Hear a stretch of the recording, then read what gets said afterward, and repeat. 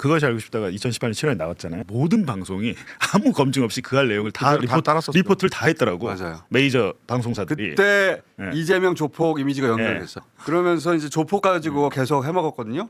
저한테 편지가 왔어요. 이재명 전 성남시장과는 만난 적도 도피와 관련해 어떤 도움도 받은 사실이 없고 뇌물 전달과 관련해서도 아는 바 없고 조작임을 밝힙니다. 2018년 4월 5일에 이제 베트남에서 체포돼서 한국으로 오거든요. 네. 근데 오자마자 경찰 조사를 먼저 받잖아요. 경찰 조사 과정에서는 이재명 전 성남시장에 대한 언급이 없었습니다. 그런데 약 10일 후 검찰로 간 다음에 변호사랑 동행하여 조사를 받을 때는 제외하고는 담당 검사가 계속해서 저와 이재명 전 성남시장에 대한 얘기를 시작했습니다. 당시 검사는 부장님이 김영진 씨한테 기대가 크다. 이거는 이제 본인의 그 평검사의 부장이겠죠. 부장검사가 기대가 크다면서 조사 시작 전에 툭 까놓고 얘기를 한다. SBS 그것이 알고 싶다가 몇 달 후 방송으로 김영진 씨랑 선배 이준석 씨가 이재명 전 성남시장에게 뇌물을 주고 유착이 지금까지 이어지고 있다는 내용으로 방송하면 그것이 알고 싶다 방송하기 전에 검찰에서는 이미 SBS 그것이 알고 싶다와 깊게 연관돼서 방송 내용까지 맞춰가며 준비를 해가던 상태였다. 자기를 그 조사한 검사 말고도 이미 제가 더 충격적이었던 것은 자기 담당 검사가 이준석 씨랑 이재명이랑 돈 주고 받고 친하게 지내는 것 강력부 땡땡땡 검사가 국제 마피아파 조직원들 진술 다 받아놨어요. 그러니까 이미 다 잡혀오기 전에 관련 진술을 확보해놨다. 그 조직원들의. 그리고 그래서 김영진 씨가 긴 얘기할 필요 없고 조사 다 끝난 거에 살 조금만 붙이면 그걸로 충분하다. 이렇게 얘기를 했다는 건데 이제 이거는 당시에 실제로 윤석열이 중앙지검장이었잖아요. 네. 한동훈이 3차장이었습니다. 네. 중앙지검 3차장에 김영진이 잡혀온 게 2018년 4월이잖아요. 2017년 말부터 성남국제마피아파 관련해서 조직원들 불러다 수사를 한 거 사실입니다. 그러니까 전 이 대목이 되게 희한한 거예요. 게이트야. 윤석열 지검장도 도대체 이게 무슨 일이 있었던 거냐. 왜 중앙지검 강력부가 성남국제마피아파 그 조직원들을 조사하고 있었던 것이냐. 문재인 정부 초기에 사기로 유력한 이재명 당시 지사를 예. 이미 털고 있었다는 거예요. 초기부터. 그 얘기입니다. 검찰들은. 네. 그 검사가 이제 본인에게 뭐 얘기했다고 하는 거 아닙니까? 지금 중앙지검에서 제일 핫한 게 뭔지 알아요? 이재명 씨 뇌물 관련 사건이다. 이렇게 얘기를 이거는 게이트인데, 했다는 진짜? 건데 그건 법정에서 얘기한 것이고 지금 편지 내용과도 일치를 하는데요. 이재명 대통령님을 제가 언급하고 있었음을 저희 친구와 대화한 2018년 5월 18일 면회 과정 녹취록을 첨부하고 이러면서 이제 자기의 주장을 자기가 입증하겠다라고 얘기를 하는데 이 면회 과정 녹취록이라는 게 뭐냐면 접견하면 녹음되잖아요. 그렇죠. 그 녹음을 정보공개 청구하고 받아서 공증을 해 속기 공증을 해놨더라고요. 이건 제가 확인을 했습니다. 친구한테 지금 와 보니까 이재명 관련해서 조사하고 있다. 내가 잡혀서 보니까 그 얘기를 했어요. 2018년 5월 18일은 김영진 잡혀온 지 한 달밖에 안 지났을 때입니다.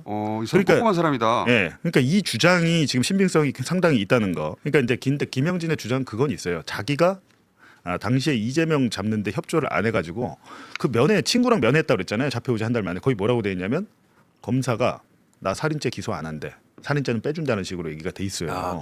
그게 뭐냐면 그래갖고 김영진은 뭘 주장하냐면 내가 그때 그거 협조했으면 상해치사로 해준다 그랬는데 그거 협조를 안 해가지고 결국엔 살인죄로 됐다는 거고 김영진이 이제 억울하다는 부분이 좀 있어요. 뭐 극악무도한 범죄 저지른 건 사실 그리고 본인도 뉘우친다 너무 잘못했다라고 인정. 근데 당시에 그 수사 결과 발표가 야구 방망이로 머리 뒤통수를 쳐가지고 두개골이 함몰됐다 그랬잖아요. 근데 태국 이 사건이 태국에 있으니까 부검을 태국에서 했을 거 아닙니까? 태국 수사기관이. 태국 수사기관의 감정서 보니까 두개골은 정상으로 나와 있어요. 네? 사건 내용이 좀 달라요 지금. 그래서 처음에 상해치사 얘기하다가 나중에 살인이 되고 그것이 알고 싶다 나온 이후에는 걷잡을 수 없이 된 거죠. 그러니까 본인은 그게 억울하다고. 그 부분도 억울하다. 내가 주장을 협조했으면은 네. 지금 진작에 풀려나갔을 네. 텐데 형이 적어서. 전체 설계를 하기 위해서 SBS PD를 협잡을 했다는 지금 이제 김영진 말에 따르면 김영진의 주장도 그렇고 윤명교는 그런 얘기는 하진 않지만 와서 그것이 알고 싶다 얘기를 그 앞으로 들었다는 거지, 3판 나오게 해줄까 너 저 자백해라 이렇게 압박을 받았다는 건데 그러니까 김영진 말은 지금 그렇다는 거 아니에요. 그러니까 그 알이 두 번 했잖아요. 2017년 7월에 했을 때는 그 알 방송을 함으로 인해서 베트남 현지에서 제보가 와서 검거를 할 수 있는 단초가 된 거예요. 그러니까 그때는 어떤 공익적인 측면이 있었던 게 1탄 방송인데 그 검사는 정의감에서 했을 수도 있어요. 검사가 계속 그쪽 정보만 줬으면. 근데 2탄 방송은 결과적으로 나중에 대선에 영향을 미치게 된 결과가 된 건데 그렇지. 뭐 그것까지 제작진이 3년 후 일을 예측했다고 볼 수는 없으나 지금 결과적으로 제가 말씀드렸듯이 여러 가지가 사실이 아닌 걸로 다 나왔잖아요. 그럼 거기에 대해서 이제 사과를 하고 끝내면 되는 거죠. 사과하고 끝날 뻔했는데 그 노조가 나서는 바람에 다시 불거져서 그렇죠. 일이 더 커졌어요. 예, 그렇게 된 셈이죠. 그것이 알고 싶다가 2018년 7월에 나왔잖아요. 예. 모든 방송이 아무 검증 없이 그 할 내용을 다 그대로 다 따랐었죠. 리포트를 다 했더라고. 맞아요. 메이저 방송사들이. 그때 네. 이재명 조폭 이미지가 연결됐어요. 네. 그때. 맞아요. 그러면서 이제 조폭 가지고 계속 해먹었거든요. 그리고 3년 후에 박철민이 나왔죠. 더군다나 성남 국제 마피아였다고 그러니까요. 하고 이준석 그 또 나오고 그러다 보니까 야 이거 맞네 이렇게 된 이재명 거죠. 조폭 이미지는 그때 처음 만들어진 거예요. 그러니까 이미 네. 2017년부터 검찰은 이재명을 잡기 위해서 움직였다는 건 팩트 같습니다. 그러니까 한쪽 라인은 조폭이고 또 한쪽 라인은 대북 송금이에요. 대북 송금. 지금 아마 이제 이분 걱정은 네. 자기가 심경 변화를 했을 때, 예. 그러니까 자기가 완전히 그냥 자폭하고 나는 죽는다라는 걸로 가지 않고 갔을 때 민주당에서 자기가 이제 배신자를 지키는 게 아마 제일 괴로울 거예요. 그 뭐 이해찬 대표 지키려면 이거 하는 수밖에 없다. 그리고 저기 이해찬 대표 그 부분이 뭐냐 하면 동평이라고 저기 있고 그다음에 그 지미 8억 원 있지 않습니까? 거기 그 이해찬 대표 사무실 비용을 한 달에 한 2천 얼마씩 김성태가 대줬다는 거거든요. 그렇게 해서 그러니까 그런 건 싹 묻는다. 이 말을 했을 때가 2023년 5월 25일이잖아요. 민주당 돈봉투 사건 녹음 파일 보도가 한창 하고 있을 때 지금 이것까지 나오면 엉망진창되지 않겠냐. 민주당이 이게 지금 근데 검사가 할 수 있는 얘기. 보면 내가 이것도 안 하고 저것도 안 하고 호의를 베푸는 것처럼 보이지만 네. 당신들이 나한테 원하는 진술을 해주지 않으면 저 사람들 다 때려잡겠다는 그렇죠. 얘기거든. 그 얘기예요. 저게 협박이에요. 수사들은 제가 다 못하게 하고 있습니다. 원래 그 다음날 영장 청구했는데 그것도 제가 못하게 했고요. 지금 아마 재증언하라는 지시가 내려오는데 그것도 제가 못하게 하고 있고 몇 번 부르겠지만 에 대한 본격적인 수사나 그런 내용 없고요. 그다음에 김성태가 진술하는 임대금으로 준 부분도 지금 저희가 김성태를 따로 불러서 뭐 압박하거나 추가 수사를 하거나 안 하고 있습니다. 그러니까 어쨌든 간에 이왕 그 협조해 주신 점에 대해서는 충분하게 저희도 노력을 하고 있는 부분입니다. 자, 근데 이제 추가 협조 안 안 하면 하면은 다 때려잡겠다라는 그렇지. 거죠. 이해찬 포함해서 가족에 있는 친지들 이런 분들 다 네. 때려잡겠다는 거. 이게 후원자도 있고 거기에. 네. 이게 소위 윤석열식 특별수사 그 특수부 수사의 특징입니다. 주변을 그러니까 타겟을 정해 표적 수사 타겟을 딱 정해놓고 별건 수사 인디언 기우제식 수사를 하는 거죠. 이재명 대통령이 370차례 넘는 압수수색 받았죠. 이 과정에서 돌아가신 분도 계시죠. 그다음에 김혜경 아들까지 다 김혜경 여사부터 지금 아들까지 다 네. 탈탈 털었죠. 이 형사사법정책연구소에서 언제 사람들이 수사받다가 극단적 선택을 하는가를 연구한 게 있어요. 검찰 조사받고 나와서 그날 밤에 제일 많이 극단적 선택을 하는 왜냐면은 나만 죽으면 내 주변이 다 평화해지나? 평화로워진다라고 생각을 하니까. 네. 쌍방울 김성태 회장도 그 네. 얘기가 조서에 있더라고요. 나뿐만이 아니라 부인, 동생, 가족들 다 잡아다가 수사하는데 그러니까 내가 회사는 다 그 얘기를 합니다. 조져버리고 그 한명숙 총리 그 사건에서 재소자들 집체 교육 시켰던 그 중에 한 사람이 한은상 씨라는 분인데 그분이 집체 교육까지 다 받았어. 근데 운이 좋게 법정에 나가서 진술을 하진 않았어요. 다른 사람들만 진술하고. 근데 이 양반이 나중에 이걸 폭로를 한단 말이에요. 어미준한테 집체 교육 받았다. 쿠팡의 그 어미준. 쿠팡 그 어미준. 근데 이 양반이 왜 진술을 시작을 했을까라고 보니까 가족들을 그때 미성년자에 된 아들 조카까지 때려잡겠다고 협박을 받은 거예요. 똑같아. 예, 그러니까 아들을 미국으로 보내서 미국 중부사령부에 입대를 시킵니다. 미군 그래서 입대 영주권을 미군 입대하면은 영주권을 쉽게 받거든. 그게 딱 끝나고 나니까 그때부터 폭로했어요.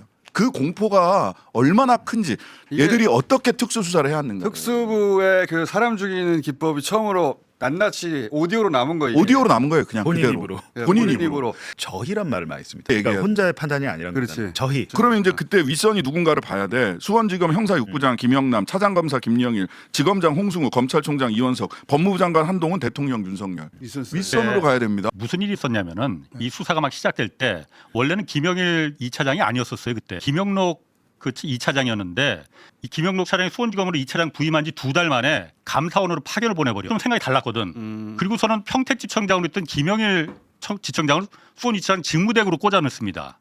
여기는 대표적인 친윤 윤석열 라인이니까 그때부터 이제 이게 사냥이 시작된 거거든요. 검찰은 진짜 정치 집단인 게 네.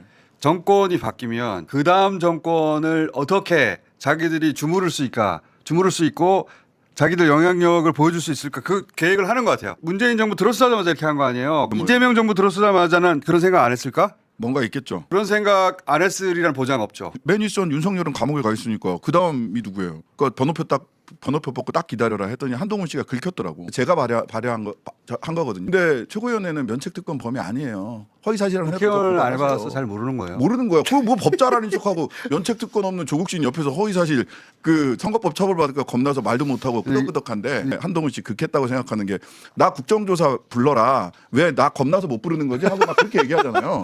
근데 저는 이제 묻고 싶어요. 겁나서. 조사할 때 지금 윤석열 빼고 맨 윗선이잖아. 법무부 장관이잖아요. 조사할 때 윗선부터 부르는 조사가 있어요? 없습니다. 밑에서부터 차례 해서 진술과 증거 전부 다 확보한 다음에 맨 나중에 윗선은 부르는 거예요. 아직 증거 진술이 충분히 확보되지 않은 마이크 국정조사의 앞에 쓰고 장애, 싶은 거야, 네, 그거예요. 국정조사 장애 가지고 정치 선동의 장으로 만들고 싶은 거예요. 관종병이 도진 거죠. 아니 저는 뭐 국정조사 게임판 치겠다는 거죠. 그러니까요. 그러니까 새치기 할 생각 말고 그냥 번호표 뽑고 딱 기다리면 돼요. 이거 차례 올라가야 됩니다. 굉장한 나는 게이트라고 봐 이거. 검찰이 이런 식으로 조작 수사해서 다 털어야 된다는 거예요. 정치적으로 표적 수사하고 별건 수사에서 조지고 했던 사건들 네. 쭉 나열해서 다 조사하자. 적어도 윤석열 검찰총장 또는 뭐 지금 보니까 중앙지검장일 때도 해야 되나 싶은 생각이 드는데 검찰총장 대통령 시절에 검찰이 조작 기소했던 거 탈탈 털어야 된다. 얘네들은 보면 정치 집단 정당처럼 스스로 판단하고 스스로 움직인 부분이 그러니까요. 있었던 것 같아요. 확실하게. 탈탈 털어야 돼요. 정성호 장관이 그때 법사위에서 하도 거기서 잡돌이 당하고 나서 정회하면서 박은정 의원이랑 박지원 의원이 앞에 가면서 정회했으니까 이거 감찰로 안 돼. 국회에서 진상조사위원회 좀 만들어줘 이렇게 그래, 똑같은 이렇게 했거든. 법무부에서도 지금 이게 통제가 안 돼, 관리가 안 된다는 거예요. 검찰 개혁에 이게 큰 트리거가 그런 것 같아요. 동력이 될 수가 있으니 그러니까 이런 사람들한테 그 맡겨놔도 되겠느냐. 그냥 냉정하게 솔직하게 말씀드리면 좀 많이 그 진용이 갖춰지긴 했어요. 예. 그러니까 김건희 관련된 수사는 수사팀이 완전히 꾸려졌다라고 해도 되거든요. 그렇구나. 그러니까 파견 공무원 분들은 다 채워졌어요. 근데 특별수사관 분들은 아직 좀 많이 미흡합니다. 오혁진이 이제 자꾸 특검 관련해서 단독 기사를 많이 쓰니까 이제 질투하는 기자들이 오혁진이 특검에 누구랑 사귄다고. 맞죠? 맞죠? 그게 원래 그 기자들 그런 식으로 제문을 하더라고. 저거 이상한데 나이가 못하는 거 제가 할 리가 없어. 사귀는 거야? 라든가. 사실일 수도 있는 거 아니에요? 전혀 사실 무근입니다. 제가 2월 말부터 갔어요 특검을. 이전에 왜 조국 대표 집 앞에서 뻗치기 하다가 그 짜장면 배달온 분한테 뭐 먹었어요 하고 메뉴 묻던 그 여기자분이 검사랑 결혼하는 건 맞더라고. 맞죠. 그랬어요? 검사랑 결혼하더라고요.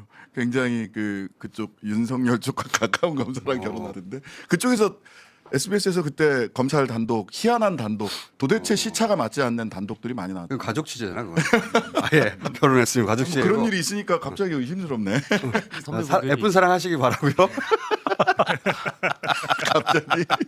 아니 막 특수한 게 아니라 계속 물어보는 거예요. 저 사실 무근입니다. 저 결혼하면 추징금 드립니다. 예. 잘 되기를 바랍니다.